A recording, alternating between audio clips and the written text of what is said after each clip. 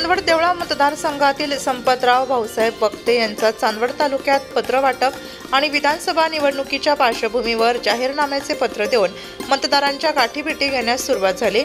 महाराष्ट्रात विधानसभा निवडणुकीचे वारे वाहू लागले असून विधानसभा निवडणुकीसाठी इच्छुक असलेले उमेदवार मतदारांपर्यंत पोहोचत आहेत। संपतराव भाऊसाहेब वक्ते राहणार वडनेर भैरव यांनी महाविकास आघाडीतील घटक पक्ष राष्ट्रीय काँग्रेस पक्षाकडे उमेदवारीची मागणी केली।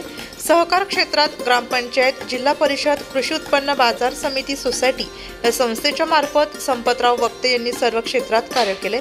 सध्या चांदवड देवळा विधानसभा मतदारसंघातील शेतकरी बांधवांना बरेच जिव्हाळ्याचे प्रश्न भेडसावत असून त्यामध्ये कांदा, द्राक्ष, टोमॅटो, सोयाबीन, मक्का, दूध यांना भाव मिळत नाही। शेतकऱ्यांना लागणारी खते, औषधे, अवजारे, जीवनावश्यक वस्तूंचे जीएसटीमुळे भरमसाठ वाढलेले भाव यामुळे शेतकरी मेटाकुटीस आलाय। शेतकरी बेरोजगार, युवकांना नोकरी नाही यामुळे शेतकरी, व्यापारी, शेतमजूर असे सर्व घटक आर्थिक संकटात सापडले आहेत। आरोग्य सेवा, सिंचन, वीज, शिक्षण, रस्ते यांचा बोजवारा उडाला आहे। विधानसभेत जाण्याची संधी दिल्यास चांदवडला विकासाभिमुख करणार असल्याचं संपतराव वक्ते यांनी सांगितलं। काँग्रेस पक्षाचे कार्यकर्ते यांच्याशी चर्चा केली असता कामाचा आणि निष्ठेचा विचार करत माझ्यावर नक्कीच विश्वास दाखवतील। यापुढील काळातही निवडणुकीच्या माध्यमातून आपण जनतेची सेवा करण्याची संधी द्यावी असं आवाहन संपतराव वक्ते यांनी केलंय। महाराष्ट्रामध्ये होऊ घातलेल्या विधानसभा या मतदारसंघामध्ये सर्वत्र उमेदवारीची चर्चा सुरू असून त्याच अनुषंगाने चांदवड तालुक्यातील वडनेर भैरव येथील संपतराव भाऊसाहेब वक्ते यांचीसुद्धा काँग्रेस पक्षाकडून उमेदवारी मागण्याची आणि उमेदवारी करण्याची इच्छुक तयारी असून ते आज चांदवड तालुक्यातील काली सांगवी या ठिकाणी मतदार बंधूंची गाठीभेटी घेण्याचं काम सुरू आहे।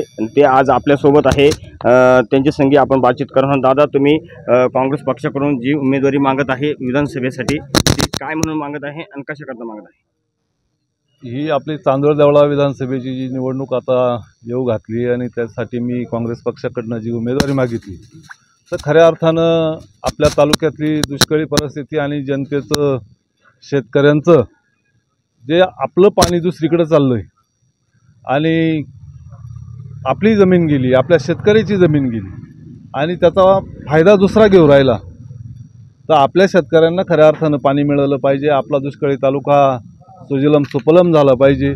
शेतकऱ्यांचे मुलं आज ग्रॅज्युएट झाले आणि त्यांना कुठल्या प्रकारची, युवकांना नोकरी नाही, कुठल्या प्रकारचा व्यवसाय नाही। आता या खेड्यागावांमध्ये या शेतकऱ्यांच्या मुलांनी करायचं काय, तर यांना कुठंतरी व्यवसाय मिळाला पाहिजे, कुठंतरी नोकरी मिळाली पाहिजे। बेरोजगार लोक आज भरपूर आहे, त्यांनासुद्धा चांगल्या प्रकारचा रोजगार मिळाला पाहिजे। प्रत्येकजण निदान आपलं पोट भरील अशी तरी सुविधा ह्या शासनाच्या काळामध्ये किंवा ह्या प्रतिनिधींना केलं पाहिजे। परंतु आजपर्यंत बरेचसे 25 वर्ष या भाजपचे इथं सत्ता भोगली, परंतु 25 वर्षामध्ये कुठल्या प्रकारचं त्यांनी काम केलं नाही।